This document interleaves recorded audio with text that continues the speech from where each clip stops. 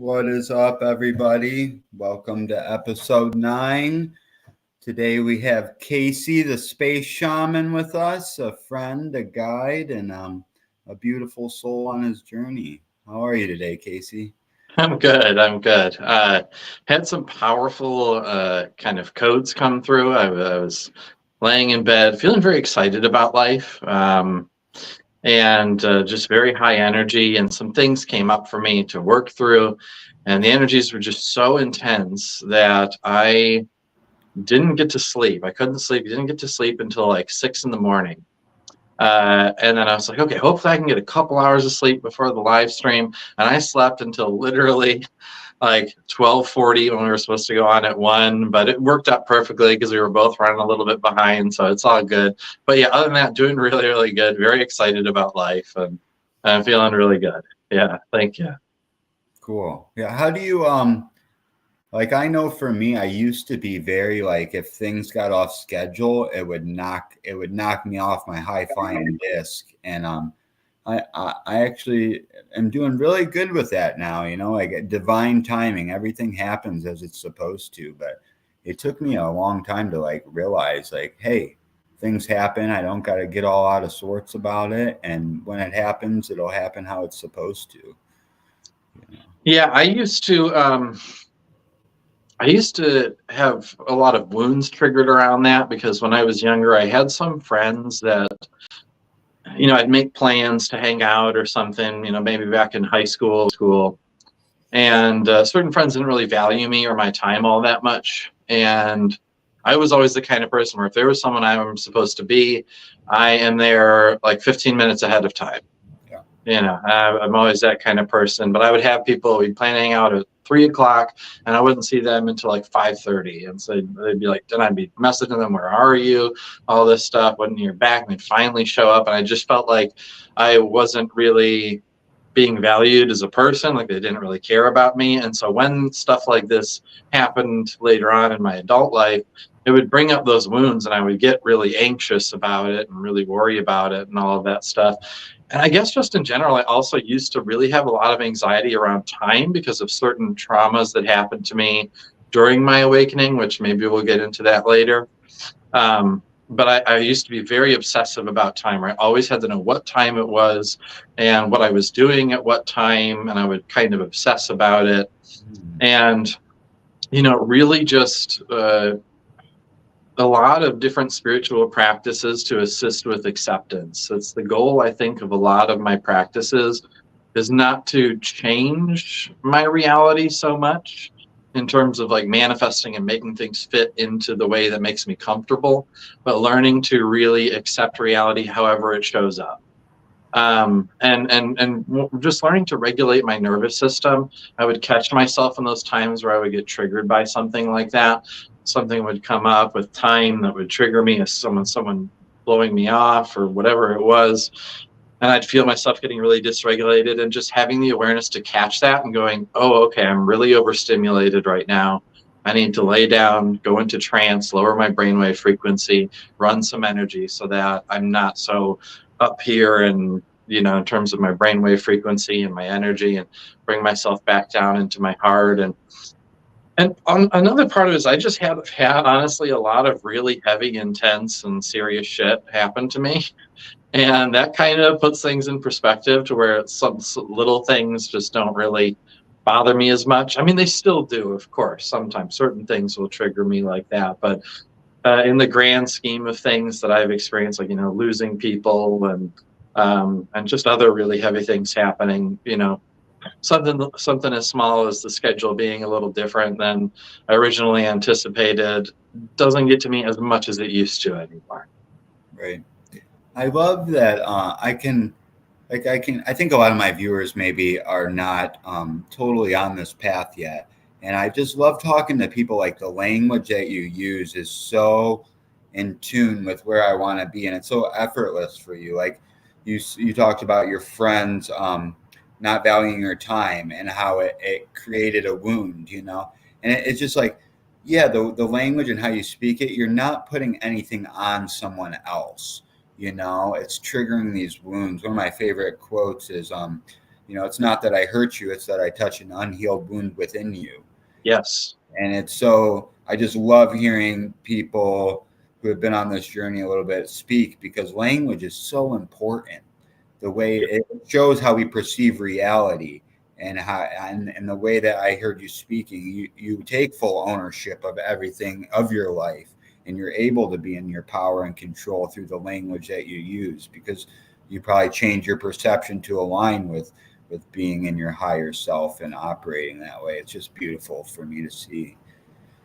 Thank you. Yeah, and that came with, many years of introspection and self exploration. You can learn those things as a concept, but until you spend a lot of time being triggered, having your wounds triggered, blaming other people, and then realizing, wow, like this isn't serving me. I'm just making myself a victim and poisoning myself by doing this. Like really seeing that you're doing that to yourself over and over and over again, and then trying the opposite, which maybe the first time you try to see it that way and frame it that way in your mind, maybe it doesn't work at all. Maybe it's just thoughts in your head, but emotionally it doesn't resonate in your body and your subconscious mind. You don't actually believe that yet. And so, there's a lot of work to be done to get to that point, but it's absolutely worth it. And even from a younger age, earlier on in my way, because I had my awakening like 16 years ago now. But a long time ago, I came across the idea that we create our reality and started to play with it in a very real way. Okay, can I really create events in my life? Can I really alter certain things in my certain experiences? Can I bring about certain experiences in my life through my intention, through my elevated emotions, etc.? And I found the answer to be absolutely yes, I could. And so, and then that made me realize that I'm always manifesting everything. Everything is being manifested, whether or not I'm consciously involved in it. So if I start to give away my power in terms of like that person made me angry and hurt me, that's me giving my power to them to control and to manipulate my emotions and all of this. At least in my mind, I'm believing that that's what's happening. And that's really disempowering and just also exhausting. So, not only for the sake of it's really for reclaiming my power. And that's a big part of how I've started to overcome some of my biggest challenges in life, is reclaiming my power, stepping out of that victim mindset and just claiming that, yes, I am responsible for the way I react to things. I'm responsible for the things that come into my life, and taking ownership of that in a way that makes me feel empowered instead of disempowered, instead of victimized. Yeah, I agree completely. It's interesting. I think one of the biggest things that you've taught me thus far is, because when I first learned about manifestation, I found it through Abraham Hicks, and it's a lot of like changing your beliefs and your thoughts to change the manifestation. But I love how you go in like trance states and talk about the brain waves, and you can almost bypass a lot of like the affirmational things over repetition of time if you get in these states of consciousness, that you're able to just seep right into the subconscious. Yeah, so for anyone who's not familiar, you can actually hook a person's brain with electrodes up to a machine called an EEG, an electroencephalogram, and it can pick up on the electric firing of the neurons in the brain, and that you put that on a graph, and it looks like a frequency. And based on that frequency, we have these categories of brainwave states. So when we are running around, if we're really anxious, for example, almost like panic attack, really anxious, worrying about things, we're in high beta brainwaves at the very top. And then there's beta brainwaves and low beta brainwaves. And beta is all about kind of the way that most people in the Western world function almost all the time: analytical thinking, figuring things out when you're working at your job and doing tasks, driving, trying to figure out where you're going when you're driving, all of these things. But the higher the brainwave state, like when you're in that beta brainwave state, you have very little access to the power of your subconscious mind, where all the power of your mind lives. And we can only affect that to a certain degree when our subconscious mind, I mean, to a certain degree when our brainwave frequency is that high, because there's like this barrier between the conscious and the subconscious, and it needs to be there.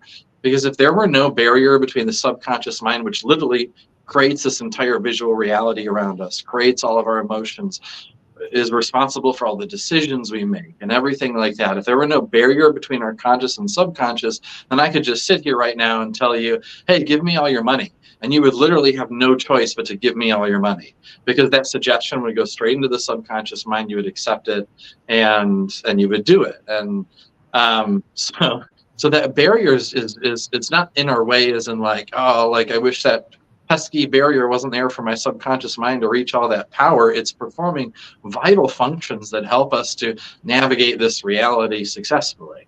But when it comes to us trying to make change within ourselves, if we're trying to use beta level brain waves to affect the power of our mind, where we really want to start to affect and create those changes, it's nearly impossible. So we need to learn ways to slow that brainwave frequency down. Below beta, we slow down our brainwave frequency, we relax our body, we relax our minds a little bit. We enter into alpha brainwaves, which again can be split into high, mid, and low alpha. And that's like the beginning of the trance state. So, for example, some people might experience an alpha state when they're reading a book. In reality, all that's happening is they're staring at a piece of paper with markings on it and ink. But that's not their experience. Their experience is that they're lost in this fantasy world. They're seeing the characters and feeling the emotions and all of this, even though in reality, all they're doing is looking at a paper with markings on it. And that's because we're in a light trance state while we're reading a book, and we're able to almost, in a way, start to journey into the reality of that fantasy world that we're reading about. And then below alpha or theta brainwaves, and this for a lot of people is, it starts to be like kind of halfway between wakefulness and sleep. And sometimes you experience this when you're going to bed at night and you start to nod off, and your body feels real warm and tingly. It almost feels like your body's starting to fall asleep, but your mind is still awake. Maybe you start to get hypnagogic images at low theta, which is where you're falling asleep, but you see kind of images and sceneries and people's faces kind of popping in, but you're not dreaming yet. You're still awake. That's like deep theta. And the lower you go, and so of course, and then below that is delta, which is deep sleep.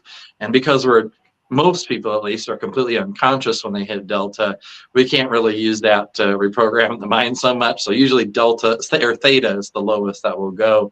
But the lower you can lower that brainwave state, the more direct access you have to the subconscious mind, and the more suggestions that you give yourself will become reality, will be made reality by your subconscious mind. And so it's and not only that, but whether you're trying to reprogram your subconscious mind and manifest things, or whether you're just a human being that experiences stress like every human being on the planet does, learning to lower your brainwave frequency, enter into those trance states and relax, not only puts us in a restful and rejuvenative state, but it also helps us to regulate our emotions and our nervous system in a way that is just extremely powerful, simple, and even enjoyable and pleasurable. Yeah, absolutely. Learning how to regulate one's nervous system is key to navigating reality in a joyful manner, for sure. I remember I was incarcerated at one point right after coming off a severe heroin addiction, and I had my old AA sponsor, and he told me to meditate on this certain phrase, and he's familiar with this, but it's so beautiful how the guides have come into my life and fed me only the small information that I needed at that time, because I would have rejected it if it was too much. And I meditated with this phrase for it took me about 20 days. He said, call me when you feel something. And I had no idea what he's talking about. And then I finally had this, it was, I concede to my innermost self that I'm alcoholic. And I had this beautiful vision of this figure walking down a spiral staircase. and it was that journey from the head to the heart. You Mhm. know, like I conceptualized it all I wanted, but through that brainwave state of on waking and before sleep, I was able to expedite that journey to feel what I was saying rather than conceptualizing it. Super cool, pivotal moment in my journey for sure. Yeah, absolutely. And that's so important. I'm glad you brought that up because we can, again, going back to like manifestation, even we can think beautiful thoughts all we want, but those thoughts on their own actually have very little power to do anything within us and within our reality. They're the electrical component, whereas we need electromagnetic energy in order to start to affect this electromagnetic reality. And the emotions almost act as the magnetic part of it. So the thought, so like for example, if you're saying, I want to be more abundant. You can think that as a thought all you want, but if inside you're feeling, oh, I have so much lack, I need more money, I feel so poor, and all of this, then there's no coherence there, and you won't be able to make any change either in your subconscious mind or in your reality. Whereas if you can feel the emotions before they happen, feel the gratitude of like, oh, like feeling what it feels like to have all the money you desire, and feeling like and bringing that feeling into the present moment of wow, I love this, thank you, I'm so grateful, I have all the money I need to accomplish the things I need to accomplish and change the world or whatever it is you want it for. And I just, you feel that radiant gratitude and you envision yourself in that future experiencing that. Then you have the magnetic component and the electromagnetic component, and those combined create the electromagnetic energy that can really influence the quantum field of the multiverse. But same thing for, it's just so important. For the longest time on my path as a shaman, as a healer, I was very energy sensitive, so I could feel the energy in my body, and I knew how to manipulate energy in really beautiful ways, and I could heal people. But funny enough, people that watch me now and see me do all these emotional healings would probably just assume that I've been doing them since the beginning. But for the longest time, I only did physical healings for people for many years. It would only be if a person, had a herniated disc in their back or a headache or had a physical illness or something. And I would do just physical level healing. And sometimes it would work and sometimes it wouldn't, because I never addressed the emotional aspect of anything anyone came to me for, because I was so disconnected from my own emotions. Mm. And that not only led to a lot of suffering on my end and suppressing, I turned to drugs and alcohol to suppress because I was so energy sensitive. And yet I also had all these unhealed wounds that were getting triggered by all this energy I was feeling. And it got so overwhelming and uncomfortable that I suppressed with alcohol, opiates, all kinds of things, because it was just so painful to feel all of that energy hitting all of my emotions, all of my wounds, and making things just so intensely, overwhelmingly uncomfortable for me. And to just kind of jump right into this, my biggest struggle in terms of anything in this life, my biggest struggle in general over the course of my whole life, especially since my awakening, has been anxiety. That's been the thing I've struggled with the most. And at times it's been so bad that I lost jobs over it. There were times when I would be ready to go into work, working whatever job I was working, and just would have a panic attack and have to turn around halfway to driving there and call off. And I lost jobs because of that. And then there were other times where there were years at a time where I drank a fifth of liquor plus more beer a day in order to suppress that anxiety. And after years and years of going through this and realizing that, wow, this is only getting worse and worse and worse, the more I suppress this and run away from it, I finally reached out for help. And my teacher of the Pakukun tradition, Don Zane Kerfman, really helped me a lot out with this. And one of the things he said for me that really helped this to shift was like, hey, at some point you're going to need to actually face the anxiety. You're going to need to lay down and up until this point, I had never once actually just sat with the anxiety and let it run its course, because it was so terrifying to me. It was the thing I was the most afraid of. It felt like I was going to die if that anxiety kept growing. My ego really wanted me to think I was going to die if I fully felt it. So anytime, it didn't matter when the anxiety came up or what substance was available, I would reach for something or some way to suppress it, to shove it down, to make it go away, because it felt so absolutely terrifying to me. I was terrified of anxiety. That was honestly my biggest fear, was my anxiety itself. And so he told me, it's not going to kill you. Your mind's going to tell you it's going to kill you, but you need to ignore the mind and you need to just feel the anxiety fully and let it run its course. Because even though it feels like it's going to last forever, which it absolutely did, even though it feels like it's going to last forever, emotions don't stick around forever. If you give them the space, if you relax, if you open up your heart and give them permission, release the contractions in your energy field, they move through, and oftentimes pretty quickly. And so I'd never once done that before. And then finally, I heard him tell this to me a few times. And I started to have an anxiety attack, and I laid down and I said, you know what? Okay, I'm not reaching for alcohol. I'm not reaching for anything at all. I'm just going to lay here and feel this. And it got really intense. I was so afraid, felt like I was going to die, but I did my best to open up my heart and experience the anxiety, give it permission to do whatever it needed to do without trying to change it or shove it down or suppress it. And after maybe about 20 minutes, it was gone. And then I felt honestly better than I did before I had the anxiety. And that was the biggest light bulb going off, transformational moment in my self-healing journey, where I was like, wow, this is possible. I can do this.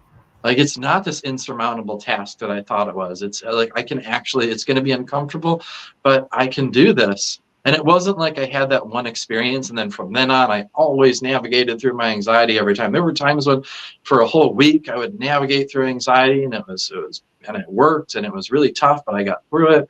And then there'd be other weeks for a whole week at a time where I would take something to suppress.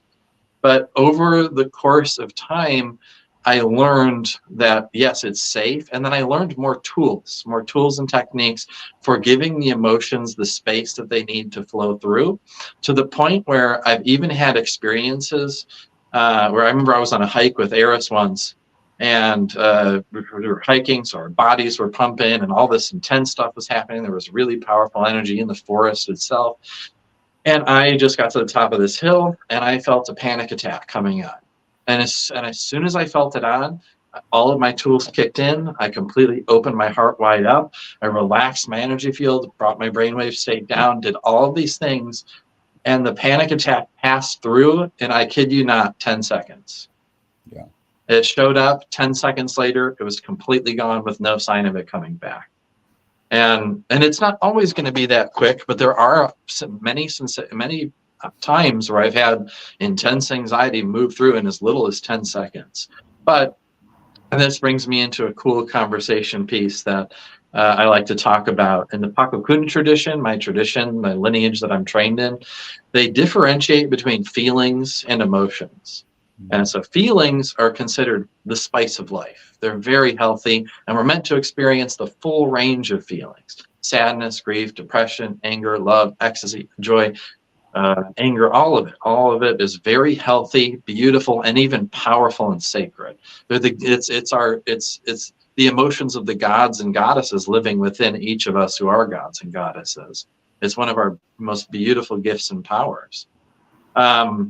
But they are not meant to take up space in our body, any one emotion, for any more than 20 minutes at a time. No matter what the emotion is, no matter how heavy it is, in 10 minutes or less, short as like a couple seconds, but no more than 20 minutes, it should pass through and shift into a different emotion. And if it doesn't, if an emotion, say, for example, anxiety, sticks around for hours or days or months, at that point, that would be called an emotion to them, which they have different words in Quechua for it. And emotions are seen as entities that are birthed inside of us and that take over us. And that is something that needs to be healed, that is something that needs to be healed and integrated. Whereas feelings, beautiful, powerful, don't need to be healed. They're wonderful. We're meant to feel them. But emotions that take over us and ride in our bodies for long periods of time, those need to be healed, and they generate a lot of heaviness and they lead to a lot of issues. But it's not just the heavy ones. It's not just anxiety that is unhealthy to experience for more than 20 minutes. It's love. If we get stuck in a feeling of love for hours or days or months, we're cutting ourselves off from the other full range of feelings, and that's not healthy either. Mm. It's super interesting. I would like to explain something. I would want your perception on it.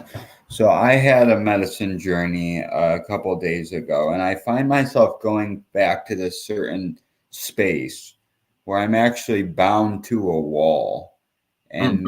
there's this entity that is almost taunting me, and I like to describe it physically. It's very dark and shadowy, um, and but I almost like it's like this weird satisfaction I gain, like not giving into it, and but I don't know how to get out of this room, and so I'm still playing with that. I've been there multiple occasions, um, and so does that spark any thought in you?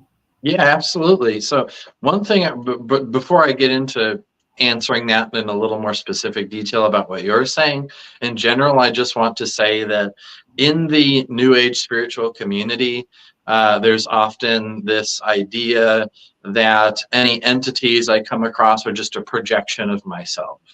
And that ties into the whole idea of reality is just an illusion and everything's a projection of myself. And that is a very self-centered and fear-based way of viewing reality, because that feels safer to them. It feels safer to that entity is a part of being. It's just a projection. It feels safer than acknowledging that that's a very real being with its own emotions, thoughts, and experiences separate from you.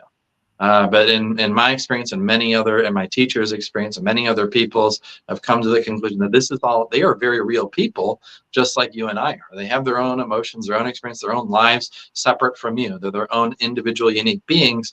They just don't have a physical body. But that doesn't limit them in any way. Um, and so, first of all, acknowledging like, yes, this is a very real person, even though they're causing me discomfort and heaviness. This is a real person that I'm dealing with. That starts to give you the freedom to explore the dynamic of that relationship in a new way. And people think of entities as like, oh, I got this entity in my body, or it's in my field, or it's in my room and it's messing with me. Wow, this like evil being is here, and they're just really messing with me, and I don't.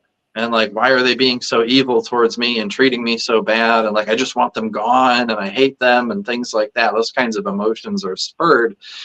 But I always think of these beings as like they're just a person with a lot of wounds that haven't been addressed, just like there are some humans that have a lot of wounds that haven't been addressed. And this could be an entity that exists in your energy field, or even riding with you in your body.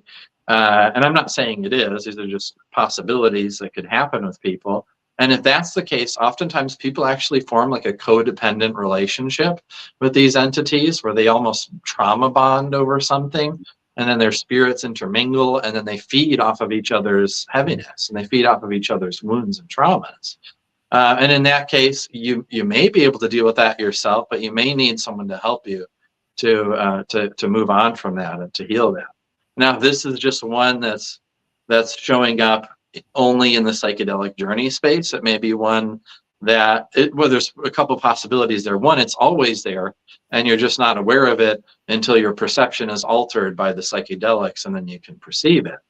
Or the other thing is that it somehow shows up in that realm of the psychedelic space that you're in, and it only shows up when you're in that space. And there's different ways to address both of those. And that is the case that it was only there when you're in that psychedelic space. You would almost need to be not entirely. There are ways to do it without, but it would be most easy to have you in that psychedelic space to address that entity while that's happening.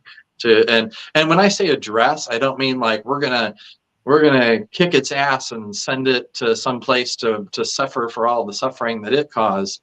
I do entity healings where if someone has some kind of entity issue, I work with the entity and I bring in I use the power of different energies, different gods and goddesses to help the entity to find clarity, to like snap them out of this pattern that they're in, to let them see like, hey, look at what you're doing. This isn't healthy. And it's not healthy for you, the entity. It's not healthy for this person that you're interacting with. Like, we can help you. Let us help you. Let us help you move on. Let us help you. We have people that can help you to heal from these wounds so that you can also be in Ini and divine reciprocity with the rest of the universe, and you can experience more love and beauty and light and all these things that you want, that you're looking for in extremely unhealthy ways. So I treat them with a lot of respect, and I try to help them to heal just as much as I'm helping the human being with the entity to heal. So, and there's a million different situations more. There's an infinite number of situations that could occur in terms of why an entity is showing up for a person, in the ways that it's interacting with them, and the problems that it causes, and the reasons for it, and also the ways that we need to facilitate healing for it. Which is why, in all the work that I do, I allow spirit to move me. I allow spirit to move through me and to work through me. I don't try and figure things out with my analytical mind. It's very much a deeply connected and intuitive way of working with these things. Yeah, I appreciate your insight, and I totally am on board with like hurt people, and healed people heal people, and it's and I also don't think there's no bad parts. Yeah. And I also like the way that I've constructed my belief system about reality is like I consider it a game almost, or like a school, right? Like, and Yeah. it's just these new levels of awareness that I'm able to obtain, and it's just another key to helping me find my power. And I think of every like story ever told. It's that they're the knight goes to save the princess or whatever. He has to battle the dragon first, right? He has to go through the turmoil. And I don't. It was interesting this last experience because, like I said, I've been there multiple times, and I have encountered this without them, also without the use of Without psychedelics. yes, Okay. but it's very uncommon, but it has happened. But yeah, I was not upset with it or anything. Like I was more. I've adapted this mindset of curiosity. That's beautiful. Yeah, because I do like the more that I grow and learn about myself, the more I know I'm always safe, Yeah. unless I feed into it. And so it's really like I also want to touch on like a lot of this was so foreign to me not too long ago. I don't know if you remember, we both attended a sound bath at a park, and Yeah. that was such a beautiful experience for me because I know everyone's like on their different levels and everything, but I felt like I was kind of not where everyone else was at on their journey yet, and that was the first time where I felt like angels behind Mhm. me, and I almost felt like they were conversating about like checking me out, interested in me, seeing how they could help perhaps. But it was just I had never experienced, and that was totally not on no psychoactives, just a sound bath meditation experience, and it was so beautiful, and it really hit home the thought of like you are who you surround yourself with. If you get around people who are flying high, they open up other dimensions of reality for one to perceive just from them generating it themselves. So it's super. I just wanted to thank you and touch on Yeah. that. Yeah. Absolutely. Thank you. And I mean, I could sense from the moment I met you that um, you have a level of awareness and presence that, and not only awareness and presence, but like grounded, honest awareness and presence that a lot of people, don't have. And I also know that you have a lot of potential. You're already very powerful. Your psychic abilities are amazing, and you have so many potential. And I'm not saying that like you need to go out and be a psychic or a healer. No one needs to, but you are a very powerful being. It's just a matter of kind of clearing away certain mental emotional obstacles, certain obstacles that lead us to believe that we can't do certain things. But yeah, I could sense back then. I'm like, oh yeah, this is and I could just feel you're a good people too, to put it really simple. I could sense that from the moment I met you, you know. And so yeah, I'm really grateful to be. What is this? Why is there a phone call coming through? That shouldn't happen. But, but yeah, I'm so grateful to get to knowing you better, and I'm so glad I'm on the podcast. I want to have you on mine and just also hang out in person, you know. Yeah. Because yeah, you know, there's not a, you know, there are a lot of people in the local spiritual community, and they're all beautiful people, but I don't. Not all of them are people that I want to spend my time and energy around. And you strike me as a person that I would like to spend time and energy around, you know. So I'm very grateful to have met you. Yeah, likewise. It's super cool. And Mike, yeah, I'm super excited that I don't have my kids 24/7 anymore. So I definitely have more free time. And Yeah. no, and I love it. Yeah. And like for people who don't know, last week I had Eris on, which is Casey's partner. And you guys Yes. are just such a beautiful, powerful couple. And the way that it's like yeah, I think you guys are role models and pillars in the community of showing compassion and love and healing wounds in a partnership, which so many people need that medicine. It's you Yeah. know, even this past month, I've had my children's mother. She was staying with me, which ripped open wounds for both of us because we had a toxic relationship for years, and yeah, it's just no one's perfect, and it's just so.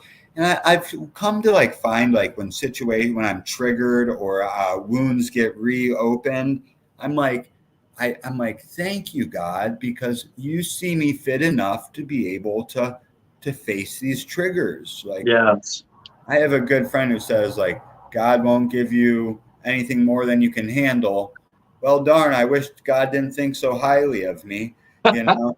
But now I'm thinking like, cool, like you see something in me that I don't see yet, and like, and I think that's a beautiful thing about like manifestation or growing. Like everything cycles, right? So it's like, cool, I encounter these same triggers. If I handle them differently, the next time it cycles, it's not as heavy as a trigger, you know?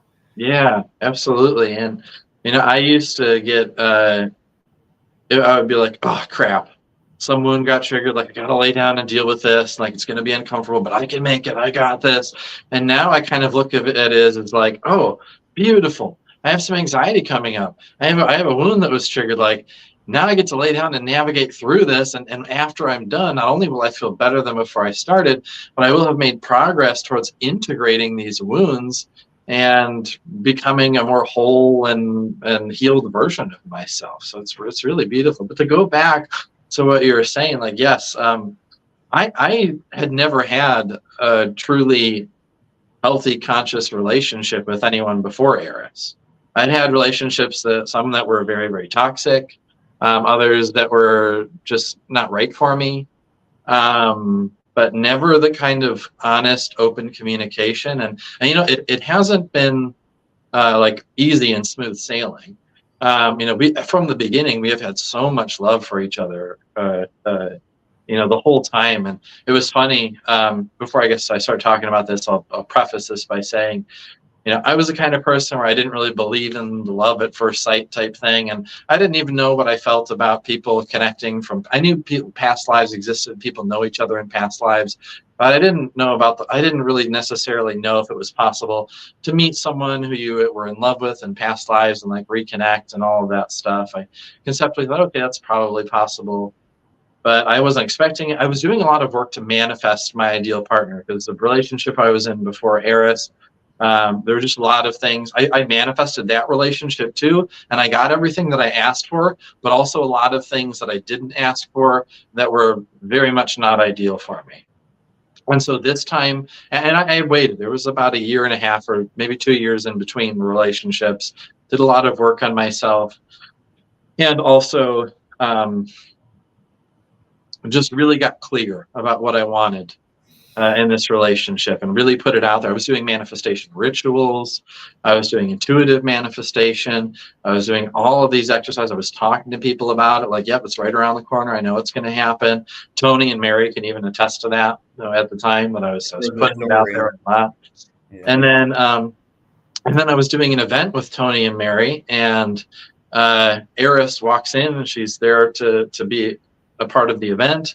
And as soon as I saw her, the first thing I thought was, wow, I know her. Like, and at first it was just, I recognized her face. Like, I've known her since we've been childhood friends. But then I quickly realized, okay, I've never actually physically met her. I know her somehow in spirit. And then as I was sitting there doing the event and afterwards kind of talking to her a little bit, it was as funny as it sounds to say, I had just met her and I thought, oh yeah, we're going to be together forever. I just knew that from that moment, like, we're going to be together forever. I just knew that right then. And then we had a couple of phone calls, after the event, before we like met up to hang out one-on-one in person. And we were already both like telling each other we love each other. Like Eris was like, this has never happened to me before. My heart's like exploded, it feels on fire. I just like need to tell you I love you. And I'm like, yeah, I feel the same way. And it was just this huge, like, it was like, it was because, and we now remember, we've since gone back and remembered how we know each other from lifetimes and lifetimes ago, and all the history that we've shared. And so when we physically came together, our spirits were like, finally, this is happening. We have each other again. And it's us as just being manifested as just this like heart exploding, powerful, passionate love and excitement. And so it's been beautiful. But as much as we've always had that beautiful, powerful love for each other and that connection, there have been times when we've had some really heavy stuff come up between each other, and had to navigate it. And for me, in past relationships, which I never really had many long-term relationships before, if things started to get uncomfortable, a lot of times I ran and I broke up with the person because it was like, oh, this is heavy, this is uncomfortable, I don't like this. But I just, since the beginning, I knew like Eris is my one. She's really my one. And so it's taught me so much about myself. It's taught me so much about other people and how relationships work. I have learned more about my emotions, more about how I work, more about how I interact with other people, and how Eris works and how I interact with her. I've learned more about that kind of stuff in the past, like, I don't know, has it 2.5 years or 2 years? Anyway, I've learned more in that time frame than I had like ever learned in any interaction with any people my whole life. Yeah. It has been such a powerful learning experience, and I'm so grateful for all the heavy moments where things were uncomfortable. They were perfect and beautiful, and after we navigated through each one with the kind of clear, open, honest communication that I didn't even think was possible to have between two human beings. And we have that when we would communicate in those open, honest, clear ways. Not only would we navigate through the things that were uncomfortable, but we'd come through those things with an even more powerful, deeper level of connection and love for each other. And it's just been the most beautiful ride, and I'm just so grateful for every moment of it. It really is so beautiful. But yeah. No, it's super cool to hear, and I am so fortunate that I feel the same way with Melanie. Our communication is so on point, and I've seen this meme on Facebook that said, like, the hardest relationship is the healthiest one after the toxic one. Yeah. And that's true, like, we've definitely had our bumps in the road, but the way that we're able to, show compassion, not put our hurt on each other, and communicate through that, and sometimes we need to stay away for a couple days, but then we always come back together and express how we feel with love and compassion.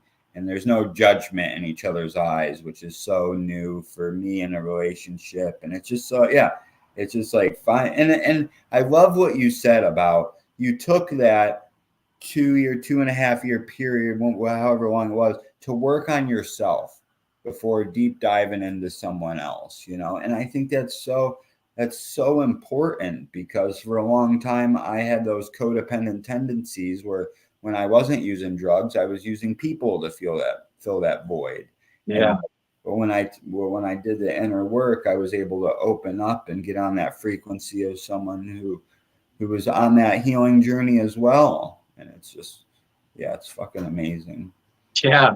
And I'm jumping back to what you were saying just a minute ago, the non-judgment. That's really so huge, just to be non-judgment with anyone, but especially your romantic partner, to be non-judgmental and open, and like you said, not put blame on the other person, take accountability. That's a big thing it's taught me, is to take accountability for like every single reaction that I have, for everything that I like, really taking accountability, because there have been moments where I in the past where I'd kind of been like, you made me feel this way, and like you did this, and that doesn't lead anywhere healthy or good. But it took me time to learn, but now I really do my best every single time to be like, hey, like I got triggered by this, and like these wounds came up, and like I'm sorry that I reacted this way. And just taking full accountability for all of that is so important, but also challenging, but beautiful when you stick to it. Um, and then, yeah, and I've actually been pretty much a lone wolf my whole life. I've had very few relationships, and the ones that I had didn't really last very long. So the majority of my 31, almost 32 years now, have been by myself. Not in a relationship. I know some people, like in high school, they meet their first girlfriend, break up, find another relationship, another, and I've never been like that. I would go sometimes 6 years in between relationships, and then I might have a relationship that lasts 2 years and go another 4 years after that in between relationships. And because of that, I was also very much a lone wolf kind of person, where I'm used to doing everything on my own. I'm comfortable being on my own. I'm comfortable being alone and by myself. And so, being with someone who I love and want to be with and want to live with, and be with full time forever, it's like it's been challenging in certain ways. And like realizing like, okay, just because I'm having powerful emotions, anxiety, or a reaction to something, doesn't mean I need to go run off and hide and be by myself for 2 days to deal with that. I can navigate through those things with Eris, with the help of Eris even. And I can let her in, and really just letting people into my heart, because for a long time I also had this kind of way of going about things, like I'm this shaman. I've been a shaman for so many years, and I've done so much work, and like I can heal myself, I can heal others. I'm healing so many people that like I'm the healer, and I can't let anyone else in to truly see my really dark and heavy stuff, because then people won't want to come to me for healing, because they'll realize I have heavy stuff. And I realized that was a very toxic way to go about things. And it actually took a couple times of like really breaking down, and really hitting super low points, like even to the points of feeling like I wanted to give up on life, to really make me realize like I need, like I not just it's a good idea, but I need to let people into my heart. I need to let people in to help. I'm not meant to do this alone. I can't do this alone. I need other people. I have tons of my own wounds. I have so many things that I need to work on with myself. And a lot of the time I need other people to help me with that. And that was a very kind of difficult thing at first. And I still struggle with it sometimes, but I'm getting better and better at that, at asking for help when I need it, and really letting other people in to see my shadows, and to give them love. Because a part of my mind, like I said, believe that if I let people see my really dark stuff, people are going to run away and abandon me. But the truth is, they just gave those parts of myself so much love and compassion, and that was just so deeply healing. Yeah, I can definitely relate to that. Yeah, letting people. I've been a very guarded individual my whole life, and that journey of letting people in is scary. And but yeah, how healing it is when you truly find someone who will sit with you and love you through your wounds. And I love Rumi so much. He has a quote: "The heart needs to keep breaking until it's open." Mhm. And so I like how you touched on like sometimes it takes these super low points to be the catalyst for change, and that's just part of life. Yeah, absolutely. And even tying into the wisdom of the Pakokun tradition, heaviness, right? So when we're really low, we're carrying around a ton of heavy energy. We just feel very, very heavy, and that heaviness compacts on top of itself, and more heaviness builds. Emotions get trapped in between the layers of heaviness, and they grow and fester. And in the Pakokun tradition, heaviness is not seen as a bad thing. In fact, it's our job as human beings to create heaviness. but we're not meant to hold on to it. We're meant to give it to Mother Earth, share it with the sun, share it with the nature spirits. And that heaviness itself isn't like, oh, it's just my junk I'm looking to get rid of when we give it to Mother Earth. It's light. The heaviness itself is light. It's just light compacted. So like, and I always kind of use this visual example, like say, for example, you have this much light energy, and then you compact it down to take up this much space. Now it's more dense, there's more light in it, but it's more compacted and dense. So we might call that hucha. We might call that heaviness now. But if you look at that in this, there's actually more light in the heaviness than there is in the light. And so it's very rich. That heaviness is like a food for Pachamama and fertilizer and fuel. And it can be for the growth of ourselves as well. When we finally integrate it and move through it, that heaviness can be the catalyst for so much growth and positive change for us. Yeah, humans are transmutation devices almost. We certainly have that power, definitely. We can, and I want to. That actually brings me into a topic. Unless there was something you were about to say, I'm sorry, I didn't. Go for it. Go for it. That brings me into something I wanted to. I had planned to talk about a little bit today. Like transmuting emotions and working through emotions. So again, I'd already touched on the fact that, you know, I had that big realization of like, wow, you know, I can allow anxiety to move through, and that's so beautiful and empowering. But it's any emotion, you know. And I do healings for people, you know, I both on my live streams, and I do one-on-one sessions, and I see people in person. And it can be so amazing to see how interacting with the energetic world, with the spiritual world, can create such a powerful, quickly manifested, very real effect on people, both physically and mentally and emotionally and spiritually. I'm trying to think of like a quick example from recently. But on a live stream I did the other day, this guy came and said he was feeling so much grief over the loss of someone that he had lost. And I always try to track, and I tell people, like, where do you feel that in your body? Do you feel it in your heart, in the pit of your stomach, or like wherever you feel it? And he said it was like kind of in at the bottom of his heart, above his stomach. And he said it was like, like 9 out of 10, so uncomfortable. It was almost all he could think about. It was like debilitating level of pain and grief and like sadness and heaviness. And I did maybe 15 minutes worth of virtual healing for him. And not only was that number down to a 0, none of that discomfort left, but he felt light and free, like he could breathe again. And so, and you know, it's just amazing how we have the power. We all can do that. We all can do that for ourselves. We have the power to navigate through these emotions by interacting with the spiritual world, because everything is energy. Our emotions are energy. Our thoughts are energy. This entire physical reality around us is energy. It's all energy. Spiritual beings are energy.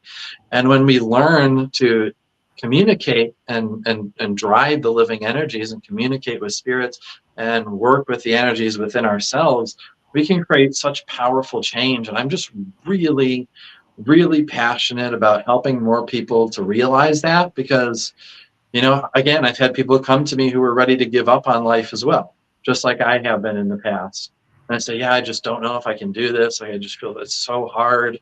And then within an hour of shamanic healing, with an hour session, not only are they not ready to give up on life, but they feel full of life. They feel excited for life and in love with life again in an hour. And I've had people tell me that they've taken traditional psychiatric medication.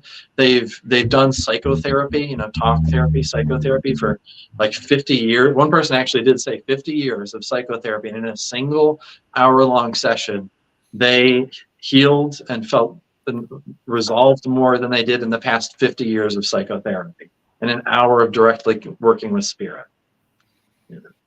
Yeah. And so I'm just so passionate about helping people to realize that, because it's so empowering. You know, when we feel stuck, because so many people feel so stuck in these cycles and these patterns and these emotions, and they get trapped, and they think that there's no way for them to get out of it, or they have to drink to suppress it, or whatever it is. And we all have the power to interact with our energy fields, to communicate with our spirit guides, to move through these things. It's possible for all of us. So anyone who's listening to this, if there's anyone that is really suffering and just doesn't know what to do, you can heal from that and reach out. If it's, you don't have to reach out to me, just someone who knows how to do this stuff that you trust, reach out to them and ask for help, because it's never too late, you know? Yeah, it's never too late. I like how yeah, it's like once you can tap into the spiritual aspects, time is irrelevant. You know, it does, like you said, 25, 50 years of one type of therapy, you will make progress, things will change. But when you can tap into that deep root, that higher self, things can transmute. Like time is irrelevant in those states, and you can evolve rapidly in minutes. You know, Yes. it's very interesting to I do think about that often because it's super fascinating. It really is. Yeah, it's so. I mean, I've been, like I said, I've been doing this stuff for a long time now, and every single time, it still just lights me up inside when I see this happen, either for myself or when I'm facilitating healing for someone else. I'm just like, I get so excited. I'm like, yes, like it works. I know it works because I have no doubt, because I've seen it so many times. But like, it's just so cool that it does. Like, I love it so much. I'm so passionate about it. And yeah, and it's just a lot of fun. I got another thing I want to talk about. I remember I just looked at my Misha. So some of you in our community, in our friend group, or may have seen other people carrying Mishas. So this is a Misha. Misha means symbol. It's a medicine bundle, and it's a symbol for my perfected self, as well as a symbol for the multiverse, for everything, for all of creation. And in this bundle here, in this cloth bundle, there are 13 stones, and those stones hold their own unique medicines. Each stone out in nature has its own story and its own unique gifts that it can bring. But we've also imbued all of those stones with the powers of different things. For example, the power of Mother Earth, the power of Mother Water, Mother Moon, Father Wind, etc. And they all have their own unique medicines. And so for the longest time when doing my healing work, I would work with the Misha just as a bundle. And I would kind of, move it and send some energy from the Misha and do all kinds of things with it as a bundle. But I never really opened it up and worked with the individual kuyas, which is the name for the empowered stones inside. I never really worked with those stones, those kuyas, individually. And I was just working in this master's apprenticeship that I'm going through, because I'm always learning and trying to grow. And so I'm taking a master's apprenticeship with my teacher, and he had us working with kind of more subtle and new, beautiful ways to just get to know the stones a little bit better.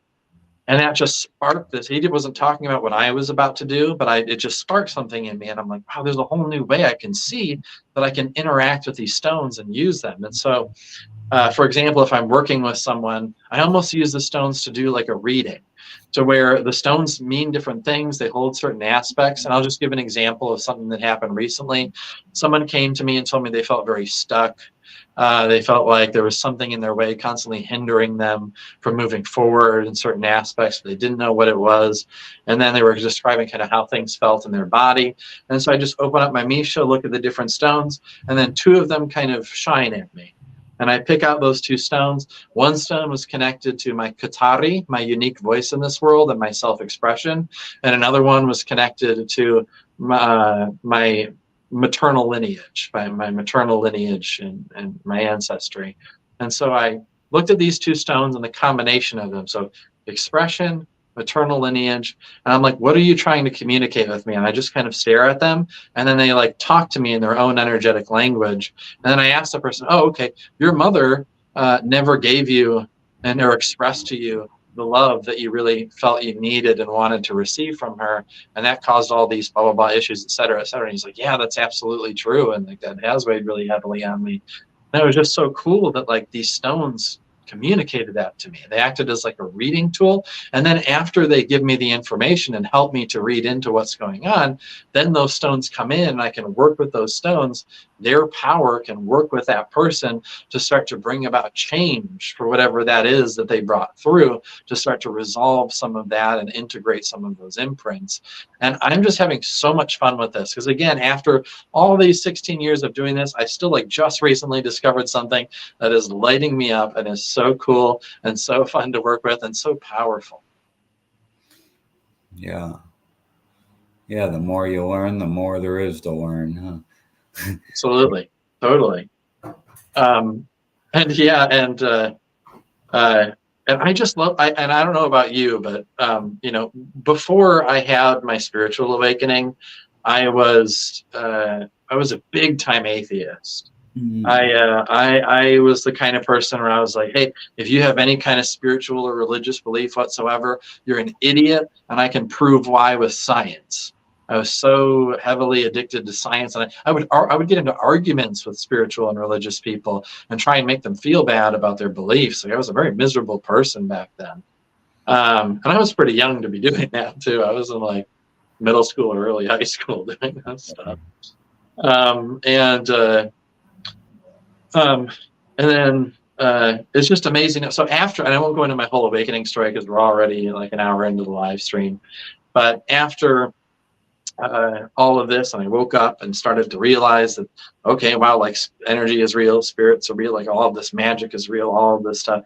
I still had so much doubt even after my awakening. It's so much doubt about these things, or I Mm. would have something that happened that'd be like almost undeniable, and I'd be like, wow. And then the next day I'd be like, yeah, but how do I know I wasn't just making that up, and all of these things. And so spirit, almost on a daily basis now for 16 years, continues to give me confirmation and proof of how real all this stuff is. Like I said, that right there, just looking at those two stones, telling that person, hey, your mother never gave you the love that you needed. And him saying, yeah, absolutely. Like right there, like that's confirmation. Like, how can you deny that random bit of, like that was the thing that was weighing on him, you know? And I have stuff like that happen all the time. Not to mention, like the other day, I had someone come on my live stream with a severe respiratory illness. They had like cough, a lot of congestion, burning in their lungs. Did an emotional and physical healing with them, and afterwards they had none of those symptoms. Like, how is that possible unless all of this energy stuff is real, you know? And I just continue to get more and more proof like that all the time, and confirmation, and it just solidifies to me not only like, yes, I'm doing the right thing and I'm walking this beautiful perfect path that I'm meant to be on, but also that so much more is possible than I even realize now. And right now I know a lot's possible. Yeah, I can definitely resonate with that. I was an atheist as well, and an aggressive one likewise, where it just didn't, yeah, I felt like it was a cop out, you know. Oh, you're just putting faith in something to make yourself feel better, you Yeah, know. And I I said the same thing. and it was, I had a spiritual experience that I was praying to a God that I didn't even believe in, and I say I got higher off that prayer than any drug I've ever done, you know. Yeah, And it was yeah, it was beautiful. I stopped questioning things so much, but I also can very relate to like these beautiful synchronicities that come into my life, and then I question, eh, you know, it's just a coincidence. Nowadays, I don't believe anything's a coincidence. It's agreed. all, it's all divine. It's like I think everything is always a synchronicity. It's just, am I aware enough to feel it? You Yes, know? Um, that's definitely my exact experience as well. yeah. And the more I grow, the more I learn, the more I communicate, build my community. Yeah, the more synchronicities pop off, and it's so beautiful too. I'll even have like a troubling time, and I'll get like I'll be like down and out, and I'll look up and I'll see an angel number, or some other interaction where it just feels so perfect, and I'm like, even in my bad times, it's like, because I think it's like always we're always building our reality as we're moving forward, right? And the more Yeah, I grow, even though there's these little side bumps that come and smack me, like there's my higher self is, oh, here's a clue, don't focus so much on that, stay on the goal. and it's so beautiful how I like it earlier how you touched on like the electric and then the magnetic part. And Yeah. yeah, it's like our thoughts and emotions are sending on electromagnetic frequency that builds our future, builds our next steps we take. And there's a magical path we can walk if we stay in alignment. It's just yeah. Absolutely. I tell you, I say this all the time that reality, like real reality, real life reality, for me is far more magical than any fantasy book or a fantasy movie I've ever read or watched. Real life is just far more magical than any fantasy, and it's just so beautiful to live in this, and it keeps getting more magical too. Yeah, it keeps getting more and more magical, and I just sometimes it can be overwhelming. I hit a new level of being able to perceive things and experience things, and I'm like, whoa, am I like, is this okay? Is this safe? Am I going to lose my mind? And sometimes I do step back for a little bit and slow down because of that. But in general, it just continues to get more beautiful and more magical as time goes on. That's not to say it's always rainbows and butterflies. There's a lot of suffering that comes up and wounds to be dealt with as you grow.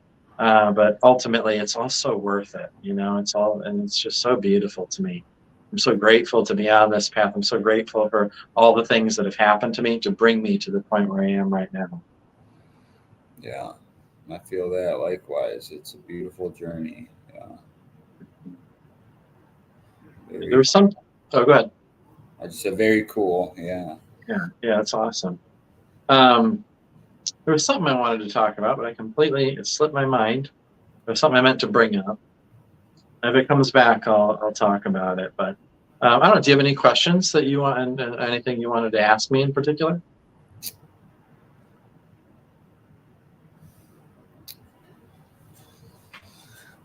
I don't know. I don't think that I do. I'm kind of yeah. So something that came up, like I'm curious about like the mechanic when you're doing your live streams and you're doing your healings. Like what do you do? Do you envision the person as whole as you're sending the energy to them? Is that like there's a I'm not very well versed in the Bible, but I heard, I don't know where it's at or whatever, but that Jesus could not see sin.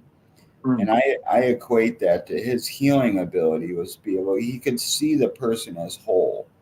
And so it removed all that, their limitations of their own belief of their body healing itself. That is a part of it, but it's definitely not the whole picture.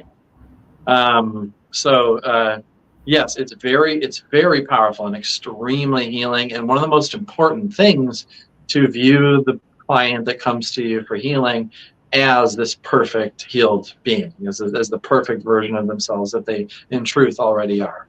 That is very important, but it's also equally important to look at the things that aren't perfect, to see the parts of them that are hurting, to honor the parts of them that are in pain, that are their shadows, that are unhealed, to see the unhealed parts of themselves that they don't like.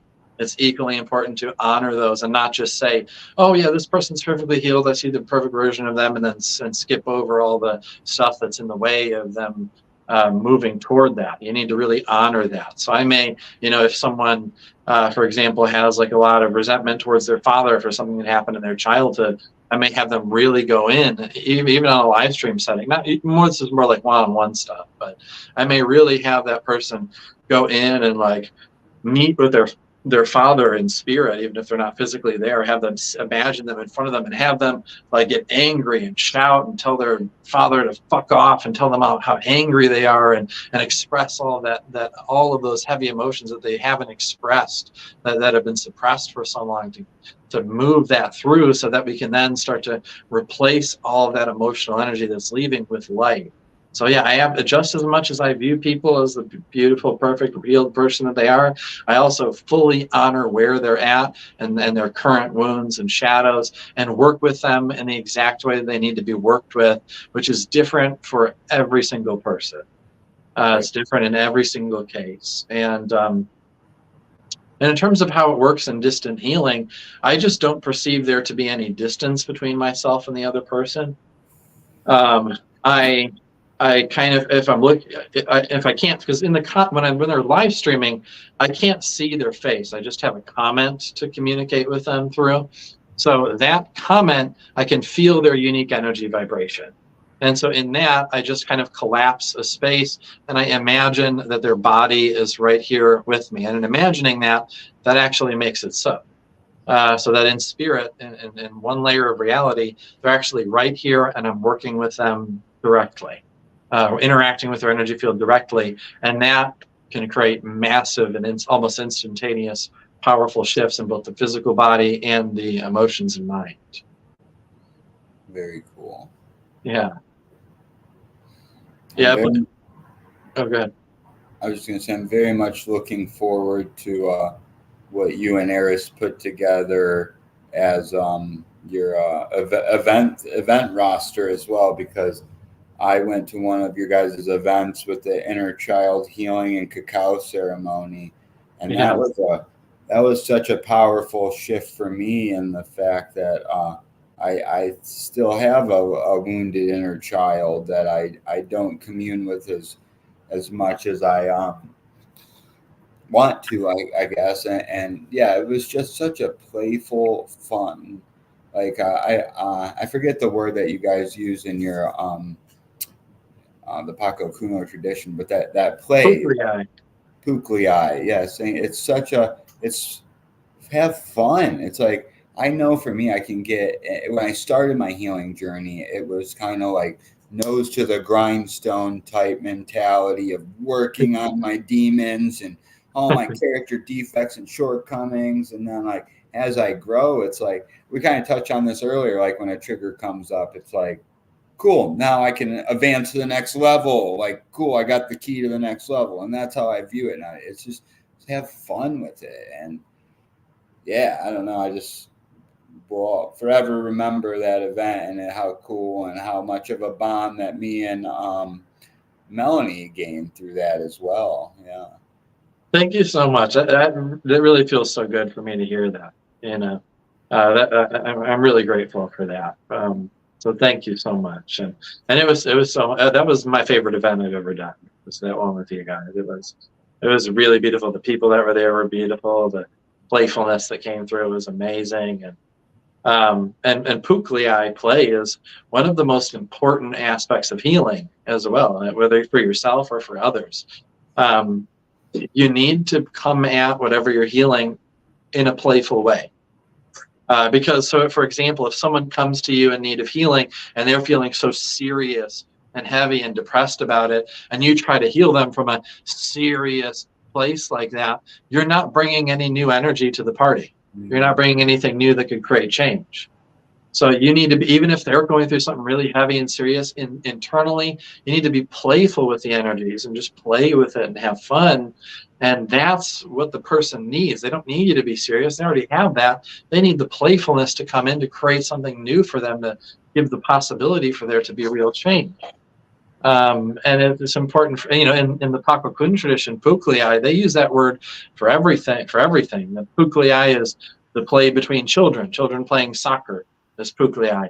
The play in lovemaking when people are having intercourse, that's Puklei as well. And the play in sacred ceremony and ritual, Puklei, same word, it's play. And in healing, Puklei, saying it's all Puklei. Puklei is one of the most important things to learn for, I guess, self-mastery, and also in order to serve others if you have that desire, is to be playful. That's one of the most important lessons you could learn, is that, like you said, and what you said earlier, like viewing this all as kind of like a game. In the Paco Kun tradition, they call it the Kausai Pukliai, which is the game of living energies, the game of the universe. And so it really is. It's all a play. It's all meant to be played through. And it's okay if we forget that and take it really seriously at times. That's not going to damage your spirit. That's not going to hold you. That's not going to hurt you in any way. And sometimes we need to experience that to remember just what it's like to feel that way. And then when we come out of that, it makes the playfulness be appreciated so much more. So it's all beautiful, but yeah, as often as you can, remembering, like, I don't need to take this seriously. I can play my way through this in order to heal, in order to grow and get better. That's really powerful. That really is an incredible bit of experience to have for somebody. So yeah, I have a question about like so like I definitely come from like a Christian background, and a lot of my practice involves like praying, and it's interesting to me as I grow in this community, and it's not really like so much Godhead centered as a lot of other practices. Although I do hear people calling on like certain guides and different things like that. I'm just curious of you know your perception of like the most high or however. I just don't. Yeah, that's all. I don't know. That's a great question. That's an excellent question. I love that one. So in terms of like when people talk about God and the Most High and all of that, for me that's consciousness, right? And I have direct experience with that. We're all experiencing it right now. It's the same awareness that allows you to be aware of your thoughts, that allows you to be aware of what you're seeing. That awareness is consciousness, and it's not that like I have my own awareness and it's created by the neurology of my brain. When you really step out of that and can have a true experience of it, you can feel that it's infinite, it's everywhere, and it's everything. Everything is intimately interwoven with and inseparable from consciousness. It's the one, and it's the space, it's the emptiness, the void from which everything arises, from which all of existence arises. It's all connected to that in an inseparable way. So I see, yeah, consciousness or oneness or the void. There's many words for its source, but that's how I see it. Is it is the empty space. It's consciousness that's what the Most High. That's what God is to me. But in terms of gods and goddesses, uh, those are all very real beings that, and many of which I've interacted with. For example, like Odin, Thor, Freya, Frigg, and Heimdall of the Norse traditions, the Norse spirituality. I have had extended interactions with them. I've talked to them, and they're very real people, just like you and I are. They're because we're inside of each one of these bodies that we're operating. We are a god goddess. We are that. Mm. We are a god and goddess inside of these bodies.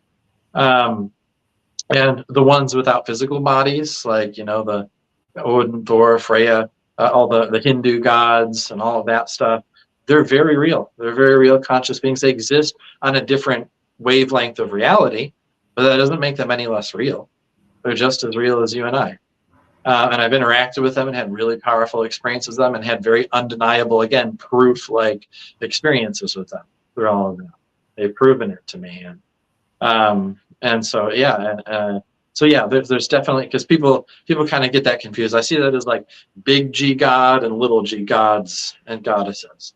The big G God is consciousness, it's oneness, it's the one, the absolute one, and then little G is individual spiritual beings that just have quite a bit of power, and they sometimes help us with certain things, and they have their own domain that they kind of like are in charge of. Very cool. Yeah, that resonates pretty well with me. I feel like very similar belief systems with that. Yeah, beautiful. It certainly makes for a very exciting reality, because the multiverse is infinite. Like I said, knowing that, and when you have that direct experience of awareness of consciousness, you can feel for yourself. It's a direct knowing. You don't have to question it. You just know it's everywhere, and it's infinite. It has no beginning. It has no end. It is entirely infinite. And then when you connect the fact that reality, substance, is intimately interwoven with that, you just know, based on the combination of those two, that reality itself, existence itself, is completely infinite. There is no end to it. And if it's infinite, that means that every possible thing that could happen already exists for real somewhere. Every possible combination of events exists for real somewhere in the multiverse, in the quantum field right now. So even like, when I shamanic journey, when I'm laying down and journeying through the realms of spirit, I'm going to very real places. I'm interacting with very real conscious living beings. I'm seeing very real other planets and things like this. Um, And even when I listen to an audiobook, I love listening to fantasy audiobooks. When I'm listening to my audiobook, I don't see that as just, oh, I'm visualizing what I'm hearing and I'm making it up. In some way, and I don't expect, I expect some people to think of this as entirely ludicrous, but in my own experience of reality, I am tuning into parts of the quantum field, parts of the multiverse, where what I am listening to exists for real. And I'm perceiving that as I'm visualizing it, feeling the emotions of it, all that stuff. I'm perceiving a very real reality that exists somewhere. And there's even certain authors like J.R. Tolkien, one of the most famous authors of all time, the writer of The Hobbit and The Lord of the Rings. He would say, in a time when people didn't really talk about channeling and things like this, he was a very Christian man as well. He would talk about how he wasn't making The Lord of the Rings up. He wasn't coming up with it. He would just kind of empty himself. He would become still until he knew what actually happened in the story. Not like what he knew what was going to happen, but he's like, right now, what I'm writing, I know this is what's happening. And like, even people would ask him all the time about Tom Bombadil. And they'd be like, like, why did you put Tom Bombadil in? He had no relevance to the whole rest of the story. It didn't need to be in there. And he said, listen, I don't know. I understand that people say that there's no plot-wise reason for him to be in the story, but I also know that he had to be there because he was there. And so this is someone back in the like 20s or 30s when he wrote this, that like he didn't say it this way, but he was channeling that from a reality where all that stuff already existed. One of the most famous authors in the world had his own language to describe that, which I think is just so cool, so amazing. Yeah, it's super fascinating how some souls come here that are auto-tuned to different realities, and they're just, there's so many we're all unique, beautiful pieces of the puzzle. And it was such a big revelation for me to realize we live in a perceptual reality, like what someone thinks is real. It's not, that was a huge shift in my life. It's like, stop judging people for their beliefs and how they experience, like even with people with schizophrenia or different things, it's all real. And we can change through the dimensions like you talked about by changing our frequency. Yes, absolutely. We can shift, and we shift realities all the time here, and I've seen big pieces of evidence for that. Like one of the biggest ones I remember is a friend of mine, Hank, and I, years ago, for one of the rounds of the apprenticeship, we went out and we were looking for a sacred site in order to do a particular initiation for the Pakokuna tradition. And so we found this trail, and it wasn't like we hiked for miles in the woods and went off trail and found this secluded spot. It was really like there was the trailhead, and like just a few feet there was a curved off to the right, and that was the spot. It was really close, really easy to find. And we went there, and there was this big tree that like was opened up, like where you could sit inside of it. And there were all this giant boulder that we could see. There were these CK lines of energy, like flowing energy out of it. And we're like, this is perfect. This is definitely the spot. So we come back a couple days later with the whole group to do the initiation. We find that little part where the path goes off, and we go to find this spot. And we looked for like half an hour, and it was just a small little, like not even quarter-mile loop. It wasn't like we were way off somewhere. It did not exist anymore. It wasn't there. That part of reality, we shifted to a reality where that piece, that entire chunk of existence, that entire chunk of this physical reality no longer existed. And Hank, well, if you talk to him ever, he'll confirm the same thing. We both experienced the same exact thing. And I've seen I've seen much littler ones as well, littler things. Like there was one time, Eris and I were eating ramen. I made ramen for us, not packet ramen, but like real ramen, And so we were eating in front of the fireplace. We were having some ramen, and we both finished. And so I grabbed both of our bowls, and I was carrying them over to the sink. And I set hers down, and I started washing mine, and I'm washing it. And I look over, and the bowl that I carried over wasn't there. And then right as I noticed that, Eris asked, Casey, didn't you already grab this bowl and carry it over? And I was like, yeah, I did. Like, I remember carrying it over here. And she's like, I remember you carrying it over here too, but it had popped back over there as if I had never carried it. And so that was a reality shift then, where we were on one timeline where I had done that, and then we switched to a new timeline where I never carried her bowl. And that stuff happens all the time, but we're so indoctrinated, and we have so many kind of codes encoded into our way of viewing reality that we just write it off. Maybe we're like, oh, I didn't know there was a vase on that table. I didn't never notice that. Must just not have noticed it. No, you shifted to a reality, and sometimes it's not. Maybe it just got there overnight. But in certain cases, when things like that happen, you have actually shifted on a new timeline where that thing is now there where it wasn't before. Yeah, it's super beautiful. It's super enriching and gives me so much excitement to be alive in this time. It is I think we're always living in a pivotal time, but Yeah.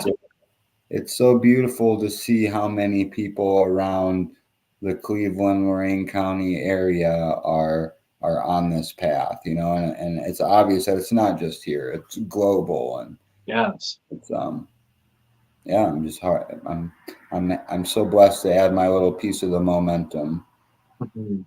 Yeah, I totally agree. And when I first had my awakening like 15, 16 years ago, it wasn't like this. I remember, like, nowadays, if you're having a spiritual awakening and you start to wake up, you can go on Facebook, search spiritual awakening. There's Facebook groups with thousands and thousands of people that you can talk to. There's all kinds of YouTube videos, and every platform has all this information about it. So much to research. Back then, I don't even know if Facebook existed yet. I'm not sure if it did. It may have, but I didn't have it if it did exist.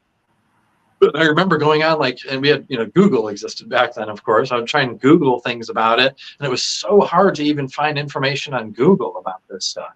I remember, like, having to search through pages and pages of Google links to find, like, there were some weird, obscure forums with a chat room, and I'd sit in there, and maybe there would be like 5 people that were totally crazy, 2 people that just like didn't really care, and then maybe there was one dude that was like good to talk to and could help you with some things. And but it was a completely different environment. And for the longest time, I didn't share anything about my spirituality with anyone, because I was like, oh, like, I'm going to be judged and locked away in the psych ward, if I share this stuff, because I was in the past. And so, like, didn't talk to even my friends or like my parents or anyone. And I just kept it to myself. And over time, gaining confidence and all of this stuff, and having certain people come into my life and assure me, like, hey, you're not insane.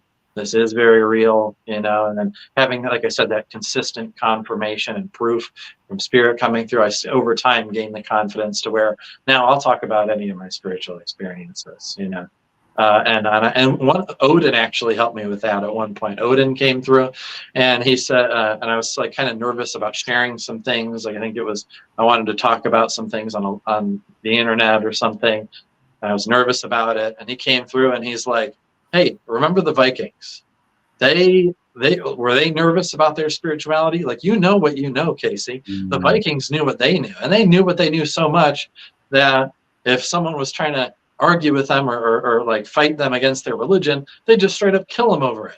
And they were happy to die to go to Valhalla because they knew, like, that was the most beautiful thing that could happen to them. They had no fear of death because of that. And well, he wasn't saying I should go around killing people that were trying to attack me for my religion. He was saying that kind of conviction, that kind of same powerful, I know what I know conviction, and I don't care what anyone else thinks, and just sharing it. Like, he really gave me that medicine, and that was a big turning point for me where, like, yeah, now I really will talk about, like, everything. And I think it's so important to as well, and be authentic with it, be authentic with what I share. Yeah. Is there anything else you want to touch on? Yeah, it seems like a good place to wrap it up. I would like to say, I believe the links are in the description if we did everything right. Links are in the description to my YouTube channel, which is The Space Shaman. So please, if you're watching this and you're interested and you like what you're seeing, subscribe to me on The Space Shaman on YouTube. Link should be in the description for my website if you want to book a session with me, learn about this stuff, apprentice, or just receive a healing session. Or my socials are all there. So please check out all of that and follow me. I'd love that. That would be great. Yeah. Cool. And then also one last thing. Eris and I, with the Earth and Ether Experience, have an event coming up at Sacred Waters Kava Bar in North Olmsted on Thursday, March 28th. If it's not the 28th, it's that Thursday around March 28th. But Thursday, March 28th at 6 p.m. It's donation based. Whoever wants to show up can show up. And we're going to do a group guided healing experience for everyone. So I'd love to see anyone that wants to join there. We'd really, really love to see you. Yeah, very cool. Yeah, I'll be there. Awesome. Cool. Yeah, thank you so much. And I'm sure you'll be a returning guest in the future. There's so much to talk about. You have so much knowledge and wisdom. And yeah, thank you for coming on, man. Thank you so much for having me on. This was so much fun. I really had a blast doing this today. So thank you. And yeah, I'll look forward to being on as well. And I'd love to have you on my channel too. Cool. Yeah. Awesome. Thank you, brother. Yeah. Love you.